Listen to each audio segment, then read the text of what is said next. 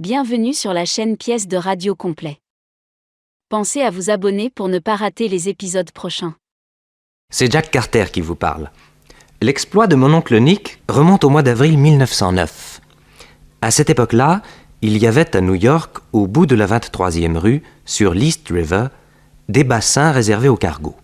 Sur les quais s'alignaient bars et hôtels borgnes où s'entassaient marins, filles et souteneurs venus de tous les coins du monde.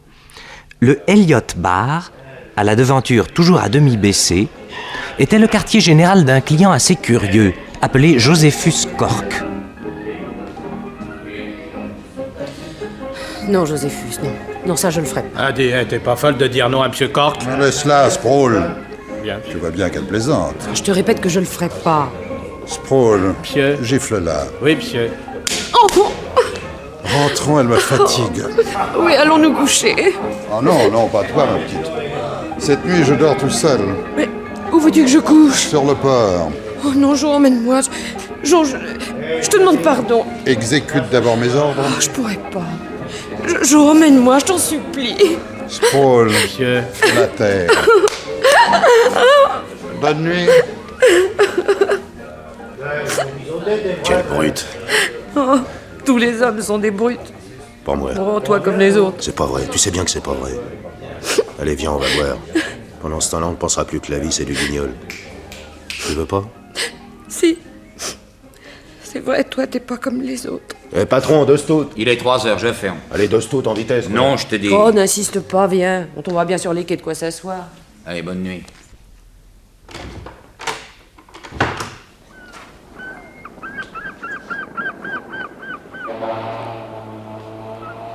Ton Cork, il te bat souvent? Ce qu'il faut. Tu l'aimes? Je sais pas. Tu l'as dans la peau? Oh, je peux pas te dire. Enfin, à le voir, on dirait que tu ne peux pas t'en passer, quoi. C'est vrai. C'est comme si je pouvais pas m'en passer. Et pourtant, il me fait peur. Un type toujours en noir. Avec des gants noirs. Bah, il est dans les pompes funèbres. Ouais, qui dit? Et puis ses oreilles pointues, là. Tu sais à quoi il ressemble? Non? À une chauve-souris. Puis cette manie d'allonger tout le temps les lèvres comme s'il allait sucer une paille. Un jour, quelqu'un a dit que c'était un vampire. Un vampire? Oui? Qu'est-ce que c'est? Il suce tout de même pas le sang des gens, non? Je sais pas. Tu ne t'es jamais douté de rien? Un jour, je me suis trouvé mal. C'était au début que j'étais avec Cork. J'ai repris connaissance que le lendemain. J'avais plus de force. Je lui ai demandé ce qui m'était arrivé, pourquoi j'avais mal au cou. Il m'a répondu que c'était probablement une bête qui m'avait piqué. Et depuis, ça s'est reproduit? Non, jamais. Pourquoi tu restes avec ce type-là? Quand il me regarde avec ses yeux gris, j'ai plus de volonté. Tiens, quand je suis toute seule, j'ai encore l'impression qu'il est là. Je respire mal, j'ai comme un poids ici. Puis je le revois, je me sens mieux. Pourtant, je recommence à avoir peur. Peur de quoi? Je sais pas. Comment tu l'as connu? Il y a 2 ans dans le train. Je venais de perdre mes parents, j'allais essayer de gagner ma vie à New York. Il était assis en face de moi, il me regardait tout le temps. Il m'a parlé. Il était très gentil. Avec quelque chose de bizarre. Le serpent qui fascine le lapin avant de l'avaler. On s'est revus. Il m'a dit qu'il voulait se marier avec moi. Il m'a payé des robes, du linge, des bijoux. Oh, en toc, mais... Puis il m'a emmené dans une petite maison de banlieue. Alors là, il y avait des barreaux aux fenêtres. Et à force de recevoir des raclés, j'ai fini par monter avec ses copains. Et Dieu sait s'il en avait. Lui, il gardait l'argent. Et pour m'aider à tenir le coup, il me donnait de la drogue. Quand j'ai plus de volonté du tout, il m'a amené au port pour le business. Quand je serai fini, il me vendra pour Caracas. T'as quel âge? 24. T'es encore belle. Il n'y en a plus pour longtemps. Allez, laisse-le tomber, quoi. Après, il me retrouvera toujours. Puis quoi, c'est pas toi qui me donneras à bouffer? Ah, qu'est-ce que t'en sais? Toi? Asseyons-nous là. Oui.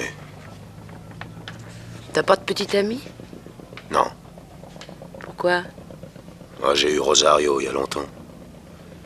Une jolie brune qui recoulait comme une colombe. Puis après mon accident, quand je suis revenu de l'hôpital, j'avais une patte plus courte que l'autre.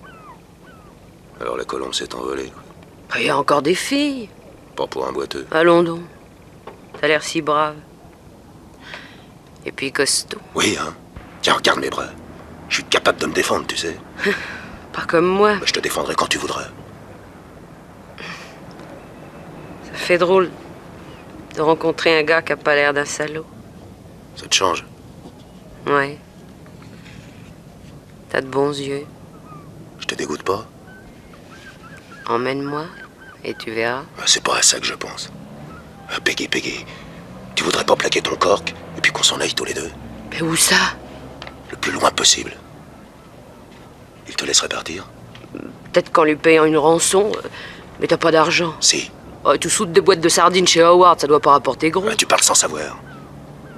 T'as des sous? J'aurais bientôt de quoi acheter un grand bateau de pêche.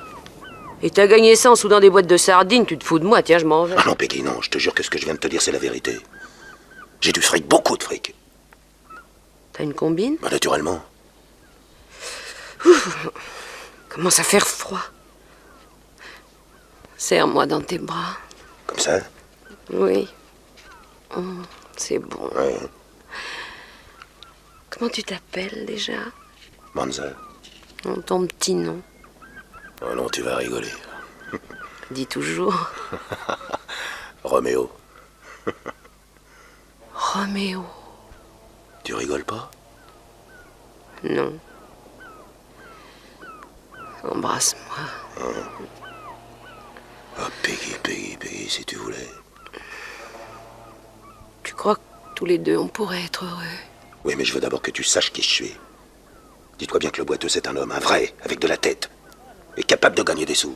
Ils disent tous ça. Tu me crois pas? Bah tiens, regarde ces petits papiers que j'ai là, dans mon portefeuille. Qu'est-ce que c'est? Des récépissés, Des récipicés de quoi? de colis postaux. Fais voir. Qui c'est, ce monsieur Lefrançois? Un Canadien de Montréal. Je lui envoie un colis tous les 15 jours, Un colis de quoi? de sardines. Et chaque fois, je touche un paquet de dollars gros comme ça. Pour lui envoyer des boîtes de sardines? Non, des boîtes à sardines. Vides? Pleines. Pleines de quoi? Ah, je peux pas te le dire. Oh, on sait, chérie. Dis. Dis vite. Bah alors, je vais te le confier parce que c'est toi. Mais vraiment parce que c'est toi. Oui. Et ben dedans, il y a... Oh les mains. Bouge pas ou je te tire dedans. Aïe. Eh non, monsieur Cork. Il est pas armé. Alors, Monza, c'est comme ça que tu allais livrer nos petits secrets à la première blonde qui passe. Bien travaillé, Peggy. On finira la nuit ensemble. Je me dégoûte. Ça te passera. Quoi? Tout ce baratin, c'était pour me faire parler? Oui. Pour qu'on sache si tu étais bavard ou discret. De temps en temps, il faut les sondages. Elle t'a fait asseoir sur ses caisses. Nous, on était derrière et on a tout entendu. Bravo pour la chansonnette. Mais quand on s'est mis d'accord il y a 1 an, tu m'avais promis de tenir ta langue. Ah, je vous jure, monsieur Cork, je vous jure que j'ai jamais rien dit à personne. Comment veux-tu que je te croie? Tu allais tout raconter à Peggy. Tu sais ce que tu mérites? 2 balles dans la peau. Mais j'ai pitié de toi. Sproul, Monsieur. corrige cet imbécile pour lui apprendre à la fermer. Oui, monsieur. Tu viens, chérie? Oui, Jo. C'était pour me faire parler qu'elle a été comme ça avec moi? Tu croyais que c'était pour tes beaux yeux? Allez, avance. Aïe. Je vais te filer une de ces corrections là que tu seras pas prêt d'oublier. Ah non, monsieur Sproul, non, ne me faites pas de mal. Allez, avance. Non, monsieur Sproul. Non, Oui, tu non, vas ne la me faites pas fermer, de mal. oui. Non, Allez, mais j'ai pas avance. parlé, vous savez bien que j'ai Allez, pas parlé, ne me avance, faites pas de mal.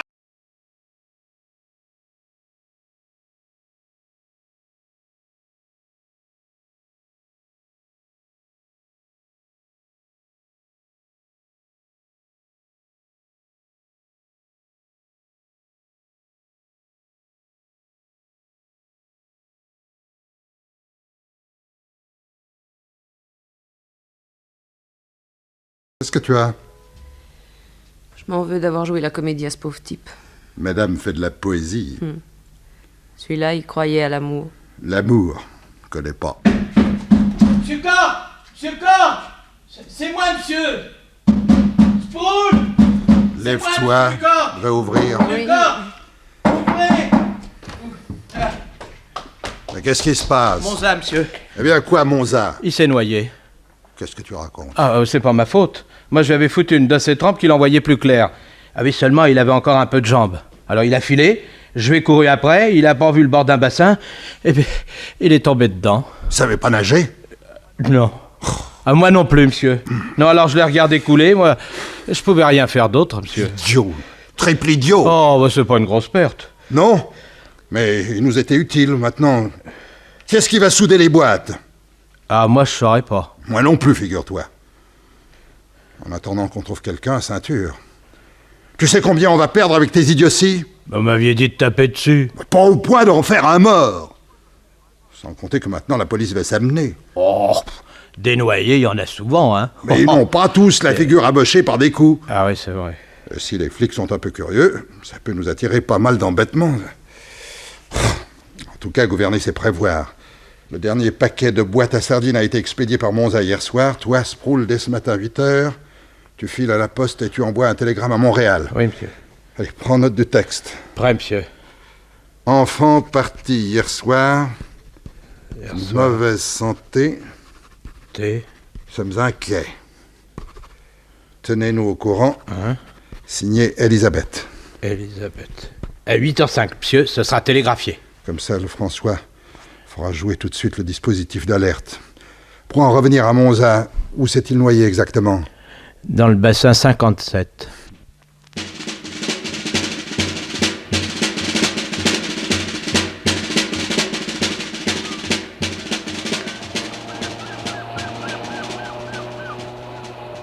La police vient de repêcher un noyé. Où ça? Dans le bassin 57. Poussez-vous un peu qu'on voit quelque chose, nous aussi. Allons, en arrière, restez pas là, allez, reculez. Mais rentrez chez vous, bon Dieu, restez pas là, quoi. Allez, allez-vous-en. Oh là là. Ne vous fatiguez plus, chef, il est mort. Il est bien mort. Rien ça? Ouais. Bon. Il a dû séjourner au fond du bassin pendant au moins 4 heures. Vous avez vu sa figure? Ah, on lui a tapé dessus avant de le jeter à l'eau. Ah, ils l'ont salement arrangé. Règlement de compte. Il a pas son portefeuille. Voilà. Voyons ça, en Roméo Monza, né à Florence, Italie. Il avait 38 ans, profession soudeur. Ah, c'est une fiche de paye de la conserverie Howard. Et ah, mais qu'est-ce que c'est que tous ces petits bouts de papier, là? Ce sont des récépissés de colis postaux. Ah, Regardez les cachets. 31 décembre, 16 janvier, 30 janvier, 15 février. Une expédition 2 fois par mois. alors, le dernier envoi a été fait hier soir de la gare centrale. Oui, et toujours la même adresse. Paul Lefrançois, 75 avenue du Saint-Laurent, Montréal, Canada. Eh ben, mon petit, à moins que je ne sois un imbécile, j'ai tout lieu de croire que ce noyé-là n'est pas un noyé comme les autres.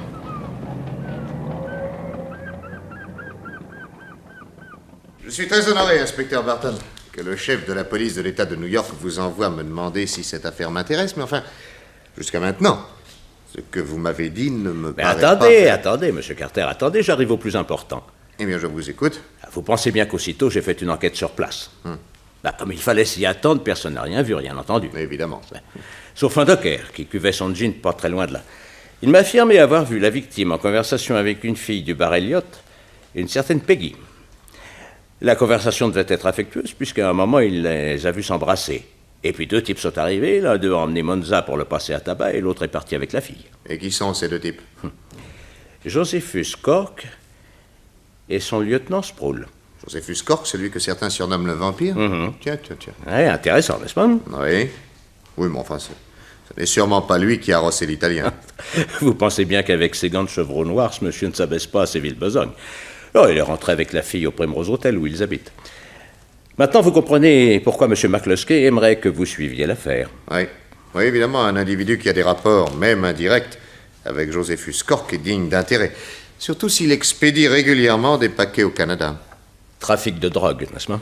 Bref, j'ai toujours pensé que ce Cork recevait d'Europe des stocks d'héroïne et qu'il les redistribuait sur les États-Unis, l'Amérique du Sud et le Canada. Ah, dommage que vous ne l'ayez jamais pris sur le fait. C'est pourquoi le patron vous demande de prendre l'affaire en main.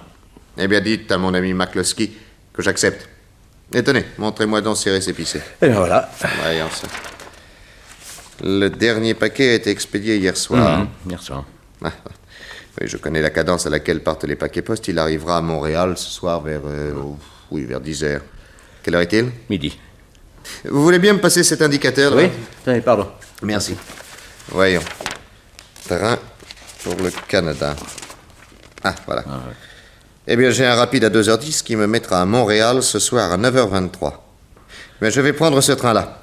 Je verrai avec la police canadienne et l'administration des chemins de fer ce qu'il y a lieu de faire du paquet. Le saisir et l'ouvrir pour voir ce qu'il y a dedans, pardi. Ah non. Pourquoi ça? Non, monsieur Barton. Dans une affaire de drogue, il y a au moins 5 choses à découvrir. D'où viennent les stocks? où ils sont cachés, qui les distribue, qui les reçoit et qui les consomme. Un geste maladroit et tout le monde rentre dans sa coquille. Non, il n'est pas défendu à des policiers de tout voir, mais à condition que personne ne les voie, que personne ne soupçonne même leur présence. Oui, vous avez raison, excusez-moi. Ah, je vais vous demander de bien vouloir téléphoner à la police canadienne pour qu'elle fasse en sorte qu'on ne touche pas au paquet... voyons, oui, le paquet poste qui porte le numéro 43 978, série AZW. Oui, c'est celui qui doit arriver ce soir vers 10h. Et en même temps, vous leur annoncerez ma venue. Entendu, monsieur Carter, ça sera fait. Merci.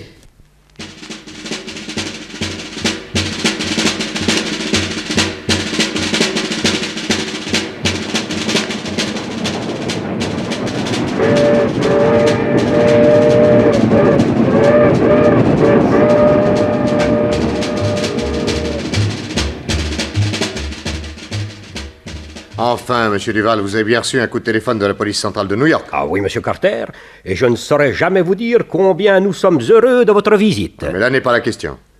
Vous n'avez rien fait auprès du chemin de fer pour que le paquet soit mis de côté? Ah, il fallait un ordre spécial de la haute direction, et Monsieur le directeur général de la police a été absent toute la journée. Oui, de sorte que rien n'a été fait. Ah si, maintenant, voyez, j'ai le mandat spécial signé par Monsieur le directeur général qui vient de rentrer chez lui. Je lui ai envoyé une estafette tout exprès. La compagnie de chemin de fer va pouvoir maintenant arrêter le paquet. Sa responsabilité est dégagée. Mais si je comprends bien, chez vous, il n'y a qu'une chose qui compte. Dégager sa responsabilité quand moi, je n'hésite pas à faire 500 km pour un paquet. Nous allons aller au chemin de fer. Tout va très bien s'arranger, vous allez voir, Monsieur Carter. Mais il est 11h du soir, mon vieux. Le paquet est probablement là depuis 1 heure, et si le destinataire était prévenu, il aura eu le temps de le faire disparaître. Il ne faut pas être pessimiste comme ça, Monsieur Carter. L'ennui, c'est qu'à cette heure-ci, nous n'allons pas être reçus par un chef de service. Mais c'est pas le chef de service qui m'intéresse, mais le paquet.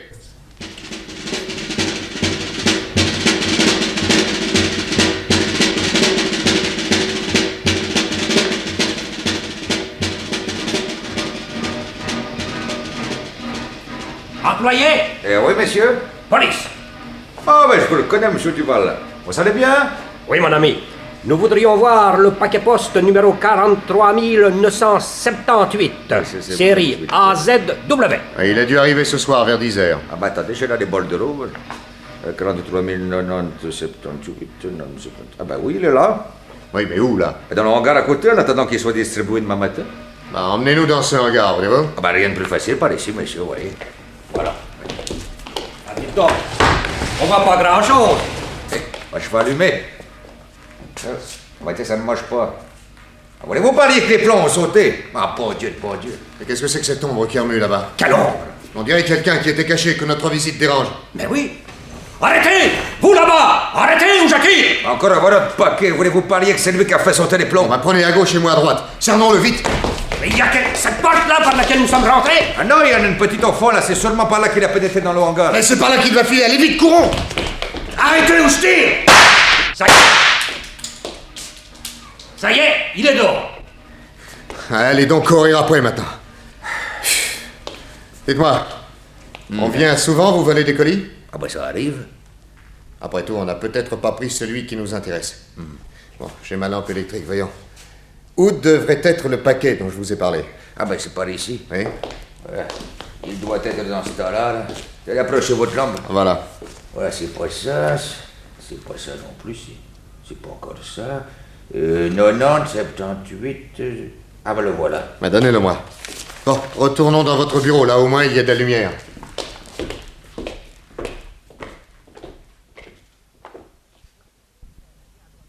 Eh bien, Monsieur Carter, vous voyez, on est arrivé à temps. Non. Comment non? Vous avez le paquet. Regardez les plis du papier d'emballage. L'individu que nous venons de surprendre a eu tout le temps de défaire la ficelle, d'enlever les fausses boîtes et de les remplacer par des boîtes d'honnêtes sardines.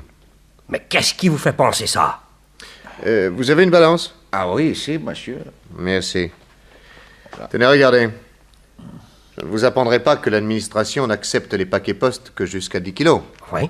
Or, celui-ci pèse 11 kilos 350. Quel poids y a-t-il marqué sur le bordereau? 8 kilos 700. Conclusion, nous ne nous trouvons pas devant la marchandise qui a été expédiée de New York. Je vous remercie. Ah, à votre service, monsieur. À votre avis, Monsieur Carter, Maintenant, qu'est-ce qu'il faut faire? Eh bien, livrer le paquet comme si on ne s'était aperçu de rien et surveiller le destinataire. En arrivant, j'ai consulté un annuaire, ce Lefrançois, et tailleur. Ah, je le connais très bien. Un tailleur très chic. Oui, clientèle riche. Très riche. Je suppose que, comme nous à New York, vous connaissez à peu près les intoxiqués notoires de Montréal et de Québec. Ah, bah bien sûr. Bon. Je ne vais vous demander qu'une seule chose, monsieur Duval. De vous arranger, par exemple, avec un agent du fisc, pour que, sous un prétexte quelconque, il aille relever la liste des clients de ce tailleur. Ah. Oui, je serais bien étonné que sur cette liste, il n'y ait pas la plupart des intoxiqués dont nous venons de parler. Ah, pourtant, Dieu sait si ce monsieur Lefrançois est un homme respectable. Bah voyons. Pour exercer son trafic, il y est bien obligé.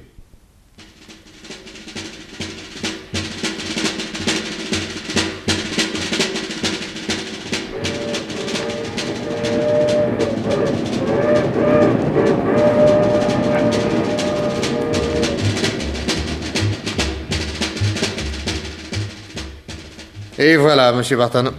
Un cigare? Avec plaisir, monsieur Carter. Oh!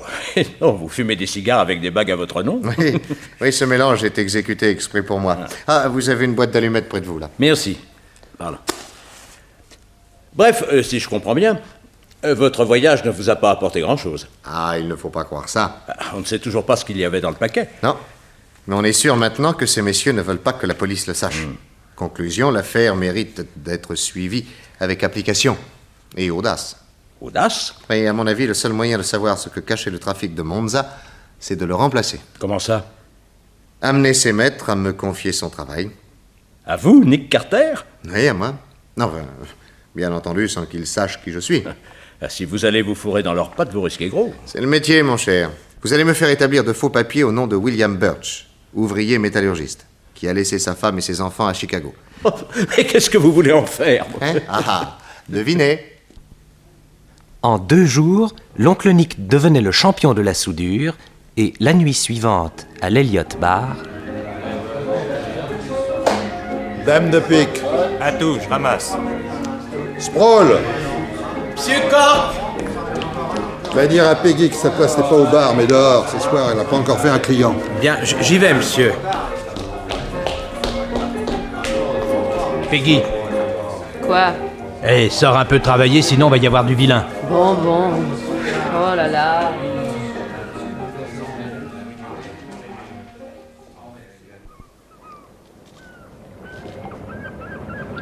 Bonsoir. Bonsoir. Fait bon cette nuit. Hein? Ouais. Alors comme ça, tu te promènes? Bah, tu vois. On va passer un petit moment ensemble. Mais qu'est-ce que t'as là au bout du bras? Bah mon sac. Il est joli. Oh, et pourtant bien simple. Fais voir! Oh! Mon sac! Au secours! Au secours! Quoi, Peggy? Qu'est-ce qui t'arrive? Et le type là-bas qui fout le camp, il vient de me voler mon sac! Oh! Mais attends, je vais te le rattraper! Qu'est-ce qui se passe? Un type vient de me voler mon sac! Je prends le cavale après! T'as de bonnes jambes, je suis tranquille, et Laura.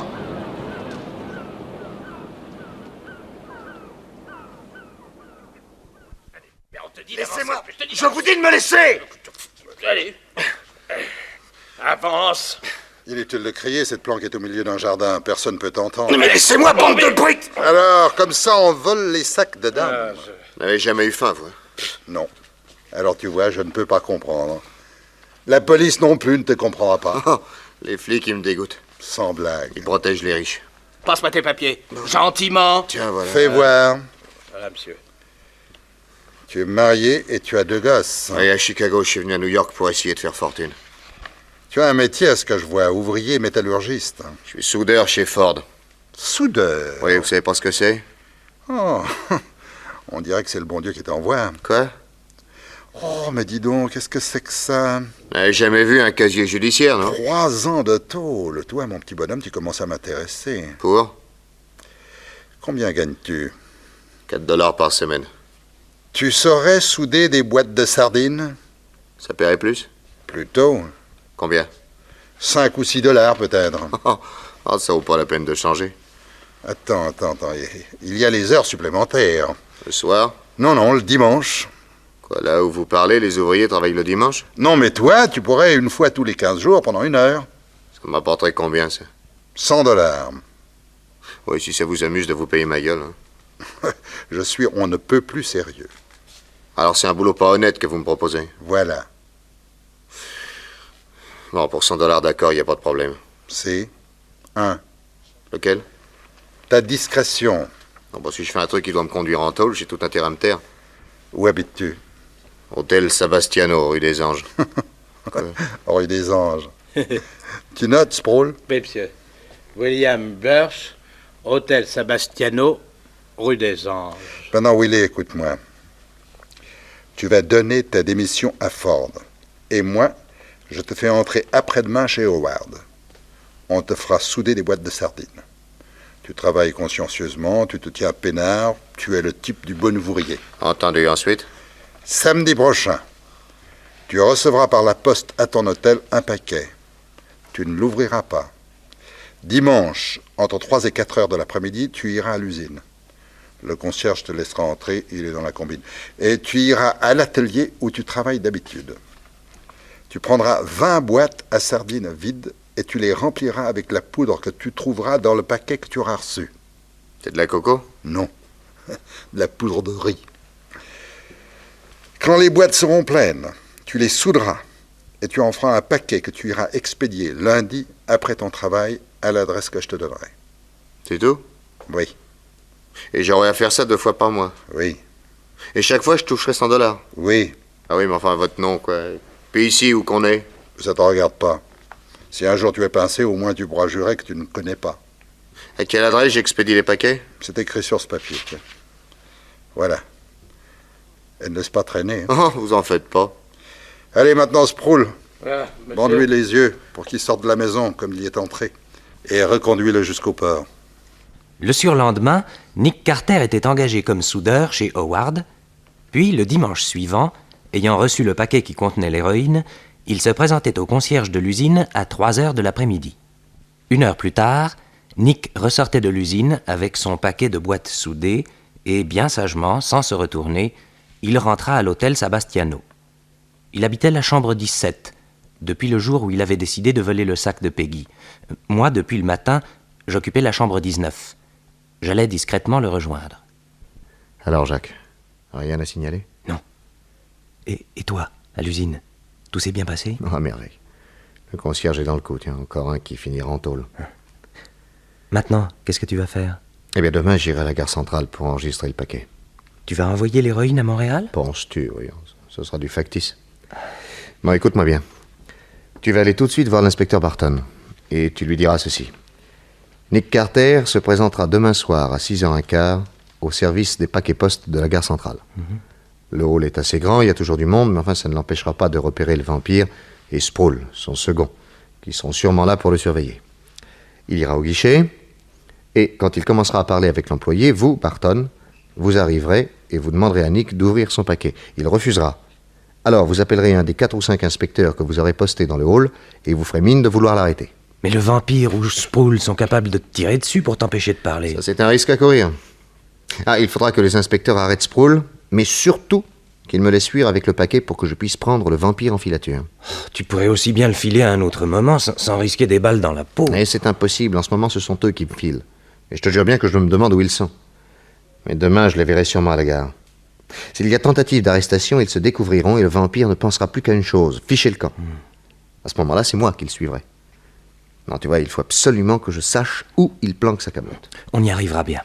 Bon, toi, demain, tu m'attendras sous la porte cochère du 23 place de la gare, avec tout ce qu'il faut pour me déguiser. J'y serai. Le lendemain, à 6h15, en entrant dans le hall des paquets postes, Nick repéra tout de suite le vampire et son lieutenant. Pardon, monsieur, pour expédier un paquet à Montréal. Ah, oui, quel poids? Ah, si vous voulez bien le peser. 8 kg 650, ça va. Merci.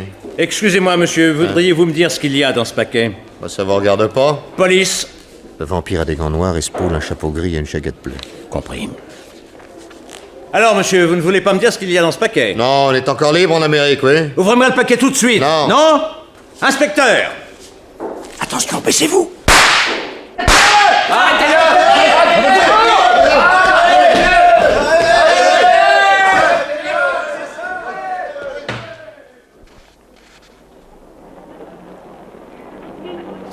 Ah, Jack, tu es là. Sous la porte cochère comme prévu. Bon. Tu as repéré où est Cork? Oui, là-bas. Il attend le tramway. aussi calme que si rien ne s'était passé. Il n'y aura pas de tram avant 10 minutes, ça nous donne le temps. Oui. Tiens, voilà une grosse moustache. J'ai mis du vernis, elle tiendra toute seule. Bon, merci. Voilà un chapeau mou, des lunettes et un imperméable. Tiens, tu trouveras dedans de quoi te transformer encore si c'est nécessaire. C'est parfait. Bon, en somme, tout s'est passé exactement comme prévu. Quand Barton a voulu me faire ouvrir le paquet, Sproul m'a tiré dessus. Heureusement que Barton m'a dit de me baisser. Ils ont arrêté Sproul. Ah, bah, tant mieux. Qu'est-ce que tu vas faire de ce paquet? Oh, il ne contient que du factice. On l'abandonne sous cette porte cochère. C'est ce qu'il y a de mieux. Oui. Ah non, j'ai beau te regarder, déguisé comme tu es, j'arrive pas à te reconnaître. Ah, bah, c'est ce qu'il faut. Bon, maintenant, on va aller prendre le tramway avec Cork. Je passe devant. Ah, dis. Bien entendu, on ne se connaît pas. On a pris le tramway avec le vampire qui est descendu au terminus. Et nous avons continué à le suivre, toujours séparément et à distance. Il faisait nuit. À un moment donné, dans un coin, Nick Carter a retourné son imperméable, qui est devenu par-dessus écossais. Dans la poche, il y avait une casquette et une barbe. C'est ainsi qu'il a pu voir, comme moi, Josephus Cork entrer dans une villa isolée au milieu d'un jardin. Nous connaissions enfin sa planque. C'était sûrement là que se trouvait le stock d'héroïne. On a organisé avec la police une surveillance discrète, avec ordre d'arrêter tout ce qui pourrait sortir de la maison, et le lendemain, Nick est allé travailler chez Howard dans l'attente des événements. Le soir, il était à peine surpris de voir que Peggy l'attendait à la sortie.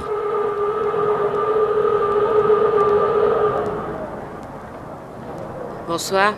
Mademoiselle? Vous me reconnaissez pas? Non. L'autre nuit sur le quai, vous m'avez volé mon sac. Ah, oui, c'est vrai. Le chef veut vous voir. Quel chef? Le bourgant noir, c'est lui qui m'envoie. Où est-il? Chez lui. Qu'est-ce qu'il me veut? Après ce qui s'est passé hier, il voudrait voir avec vous les dispositions à prendre. Ayez pas peur, vous êtes associés, quoi. Oh, j'ai pas peur. Alors venez, Où habite-t-il? montez dans cette voiture. Bon. Allez, en route.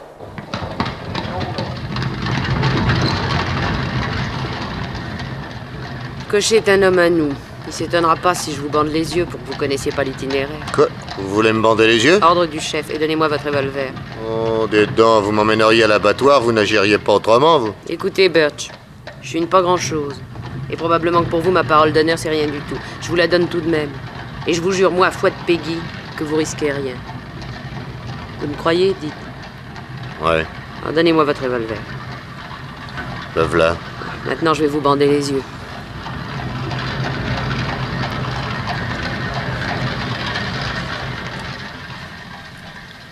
Bien qu'il fût aveuglé, Nick se rendit compte en pénétrant dans la maison mystérieuse que c'était bien celle qu'il avait repérée la veille.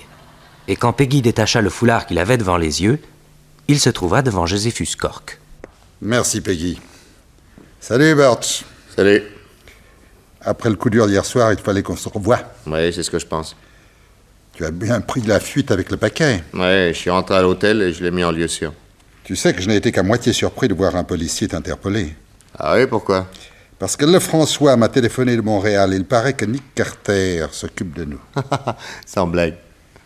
Il est allé lui-même à Montréal enquêter au sujet du paquet qu'on venait d'expédier. Oh, et puis après, quoi, vous êtes aussi malin que Nick Carter? Ouais, ce type-là me fait peur.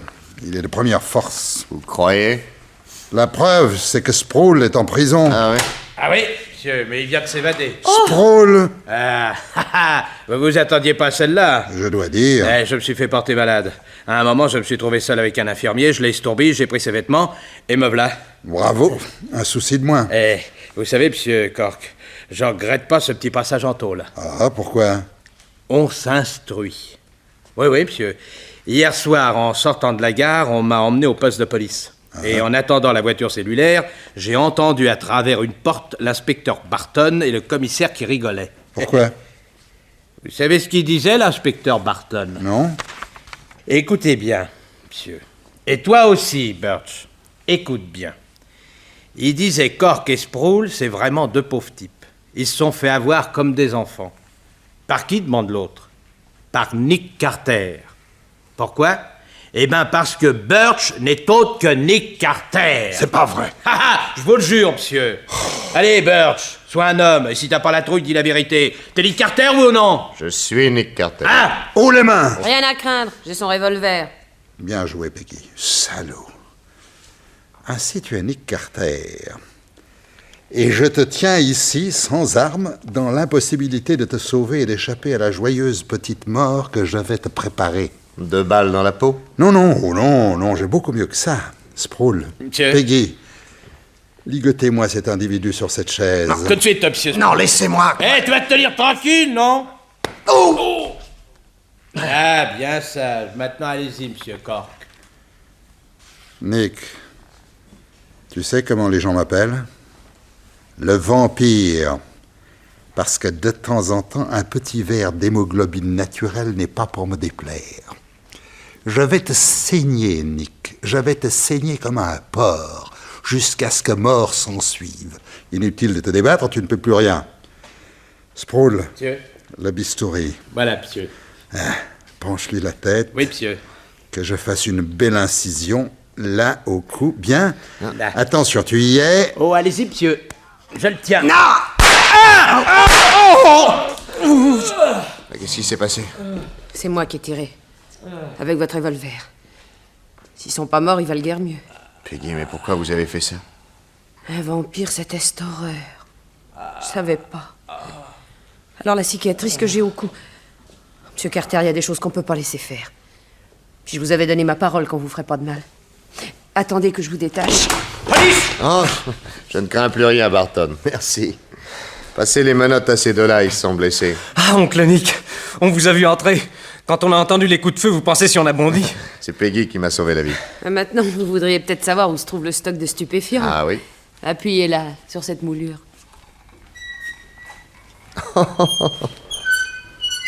Oh. Un vrai conte de fées. Oh, dites donc! Il y en a pour des fortunes! Une dernière question, Peggy. Sauriez-vous par hasard comment le tailleur de Montréal passe l'héroïne à ses clients? Dans les vêtements, je suppose. Dans le rembourrage des épaules. Ah oui. Chaque épaule peut en contenir pour $100. Ah, c'est pas bête. Merci, Peggy. Bon, eh bien moi je saute dans le train pour Montréal. Quoi, monsieur Carter, après toutes ces émotions, vous ne prenez pas un peu de repos? Mais le Canadien ne peut pas nous échapper. Son arrestation n'est pas à 1 heure près. Monsieur Barton, un proverbe chinois dit « Il faut faire vite ce qui ne presse pas, afin de pouvoir faire lentement ce qui presse. » Bye bye.